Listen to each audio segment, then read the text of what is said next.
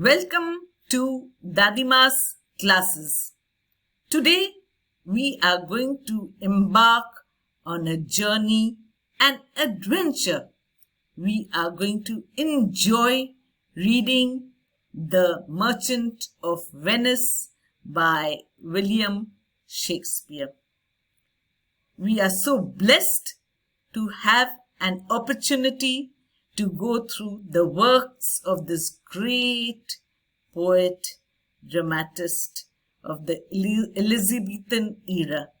Let us begin our journey in enjoying the beauty of the language of the Merchant of Venice. As the name suggests, the Merchant of Venice is the hero of this play. His name is Antonio. He has his friends Celerio and Solanio who come with him, who are walking with him on a street in Venice. And the hero of this play, Antonio, says, "In sooth, I know not why I am so sad. It wearies me." You say it wearies you? But how I caught it, found it, or came by it, what stuff 'tis made of, whereof it is born, I am yet to learn. And such a want with sadness makes of me that I have much ado to know myself. These words by Antonio expresses the sorrow that he's feeling. Truthfully, he doesn't know the reason of his sorrow. And searching for the reason of his sorrow makes him weary. And he is saying he doesn't know the reason. How he got this infection of being sad. How he found this disease of being sad. He does not know what stuff it's made of. What's the reason for his sorrow? Where did it originate? He is yet to learn. He does not know why he is so sad. And such a want with sadness makes of him this lack of knowledge that he has much ado to know himself. He has a lot of problems. He's trying to know why he is so sad. Now we have his friend Celerio, who is offering him a reason for his sorrow. Celerio, his friend, says, "Your mind is tossing on the ocean, there where your argosies with portly sail, like sinners and rich burghers on the flood, or, as it were, the pigeons of the sea do overpeer the petty traffickers, that curtsy to them, do them reverence as they fly by them with their woven wings." By these words we come to know that this suggestion that Antonio's mind is in the ocean, in the seas. Why? Because his argosies, or huge beautiful ships with a lot of cargo, are sailing, and in the earlier days there were no engines. Sails were there, huge, big, portly, impressive sails on the ships, and these huge, big ships with their portly sails were like sinners, were like the rich people and rich burghers on the flood. Flood over here means the ocean, on the sea, on the ocean. There, these huge ships are sailing like grand, noble human beings. Another reason that he offers is, or as it were, the pageants of the sea. In the lands, we have pageants beautifully decorated during great functions like Independence Day. We have pageants on the roads. Here, his beautiful, huge, cargo-laden ships are like pageants of the sea. And as Antonio's ships pass, they do overpeer the petty traffickers.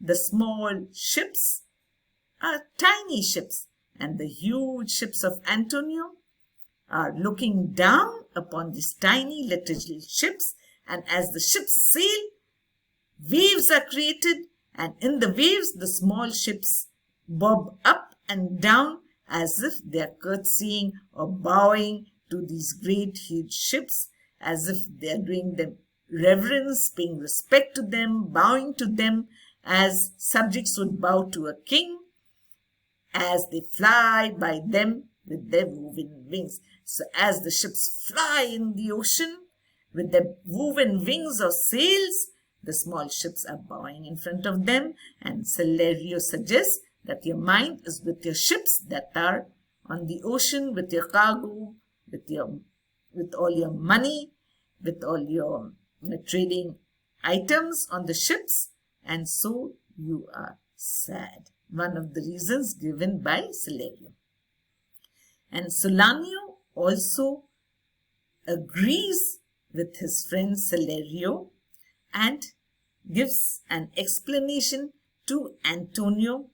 Antonio was the richest merchant of Venice, and his friends, who are also his subordinates, who are not rich like him, they are giving him some support and giving him some emotional support and telling him, "Believe me, sir, had I such venture forth, the better part of my affections would be with my hopes abroad.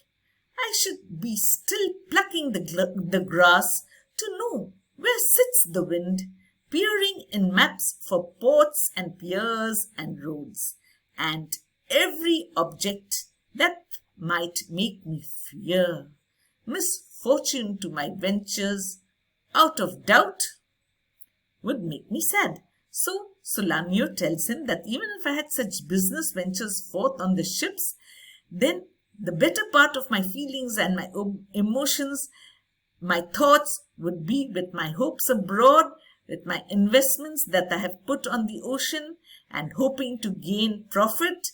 So I should be thinking about it, and I should also be plucking the grass and seeing the direction in which the wind is blowing to know if it is a favorable wind, or is a cyclone coming? Is a storm coming? Are my ships safe? Are they in danger? And I would be sitting and peering in maps. I would be looking at maps and seeing for ports and piers and roads. Where have my ships gone? Have they reached any port? Are they safe? Can they land on the piers? Are there harbors?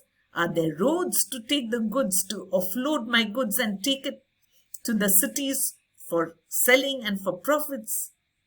And every object that might make me fear misfortune to my ventures, if I would see the wind blowing fast, if I would fear that there are no ports close by and that a storm might come, any idea, any fear of any misfortune to my ventures, my business investments on my ship, out of doubt, without any doubt, would make me sad, and this could be the reason of your sorrow, Antonio. This is what Solanio is telling Antonio. Salerio is saying, "My wind, cooling my broth, would blow me to an ague when I thought what harm a wind too great at sea might do. I should not see the sandy hourglass run, but I should think of shallows and of flats, and see my wealthy Andrew docked in sand, wheeling her high top lower than her ribs to kiss her burial. Over here, Celery is saying that even if I would be sitting on my dining table and blowing at my soup, at my broth which I was eating, my breath would make me very upset. It would blow me to an ague. It would make me so upset that I would almost become mad when I thought what harm a wind too great at sea might do. My breath cooling my food would remind me of a great wind at sea that could harm my ships. Also, if I would see the sandy hourglass, time in those days was seen in an hourglass, and when the hourglass is there and the sand is going down and time is running by, this sand of the hourglass would remind me that on the seas there are shallow places, there are flats where my ships could hit and be broken, and then I would see that my huge, great, wealthy Andrew, which is the name of one of the ships of Antonio, I would see my beautiful, wealthy ship hit a shallow or a flat on the ocean and turn upside down. I would imagine that she's docked in sand, she's stuck in the sand, upside down, wheeling her high top. The sail part of her, the higher part of her, has turned upside down and gone lower than her ribs, lower than the bottom part. The bottom part of the ship is above and the sail is at the bottom to kiss her burial. And now the high top, the sails, instead of sailing her to foreign lands and sailing her for profit, is now kissing the burial of the ship. Should I go to church, even if I would go to church and see the holy edifice of stone, and not bethink me straight of dangerous rocks, which, touching but my gentle vessel's side, would scatter all her spices on the stream, enrobe the roaring waters with my silks, and, in a word, but even now worth this, and now worth nothing. And even if I would go to church and see the holy stone, I would think of dangerous rocks. The stone would remind me of dangerous rocks on the ocean. A slight touch of these dangerous rocks on my vessel's side, my gentle, beautiful vessel's side, would create a hole, and the water would rush in, gush in, and break my vessel, drown my vessel, and my very expensive spices that I have boarded on my ship for profit and for sale would be now floating on the ocean, scattered all abroad, and enrobe the roaring waters with my silk. And all my silks for trade, my beautiful silks, my expensive silks, which would get me huge profit, are now on the ocean like a robe. And in a word, in short, even now worth this a little while ago was worth so much. And now, because she scattered all the trade, all the silk, all the spices is scattered, now it is worth nothing. Shall I have the thought to think on this? If I would think about all this, and shall I like the thought that such a thing bechanced would make me sad, and God forbid if such a thing happened and my ship would be wrecked, would I not be sad? But tell not me, don't tell me anything. I know Antonio is sad to think upon his merchandise. So these are the reasons given by his friends that Antonio could be sad because of these reasons. Thank you, friends. Hope you had an enjoyable time, and we shall continue our journey in enjoying William Shakespeare's works in the next video. Goodbye and have a great day. Thank you.